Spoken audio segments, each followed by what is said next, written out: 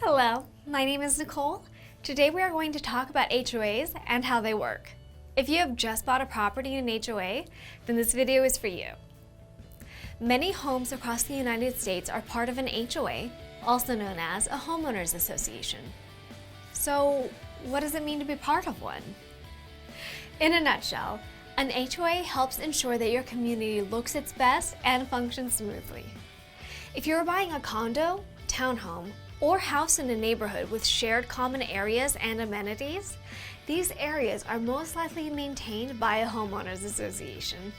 What is a homeowners association? To understand what an HOA is, let's look at an example. Say that the pump in the community swimming pool stops working. Someone has to take care of it before the water turns green, right? Rather than expect any one homeowner in the neighborhood to volunteer their time and money to fix the problem, homeowners associations are collectively responsible for getting the job done. The purpose of an HOA is similar to real estate property taxes that a homeowner pays for the city and state service. The only difference is that the HOA fees, known as assessments, go towards covering the amenities, maintenance, and management in your own community. How much are HOA fees? To cover these property maintenance expenses and repairs, an HOA collects fees from all community members. HOA fees vary depending on your community size and the amenities. The larger the common area and amenities like pools, parks, or streets that an HOA must maintain, the higher the HOA fee. Many HOAs pay property managers to oversee the maintenance and deal with other related property issues, such as homeowner compliance. HOA fees also cover insurance payments to cover the common areas. HOA fees are divided into two parts.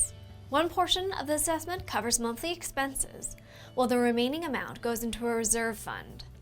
The reserve fund is used to cover long-term repairs and replacements for larger items, which can include fencing, park equipment, pool equipment, and some landscape replacement. In some communities, the reserve fund might also cover street replacement and common area buildings. What are the CC&Rs? Simply put, CC&Rs and several other documents that are collectively known as governing documents are the rules you will have to follow if you live in that community. Unlike zoning regulations, which are government-imposed requirements on how land can be used, governing documents are established by HOAs to maintain property aesthetics and value across the community. Governing documents differ from community to community, but here are some that you can expect to see. Permissible colors for exterior house paint. Type and style of home additions or improvements. Minimum property and landscaping standards. Types and colors of fencing. Types of window treatments allowed. Controls on installing sporting equipment like basketball hoops in the driveway. And restrictions that limit vehicle storage or recreational vehicle parking. When to review your governing documents.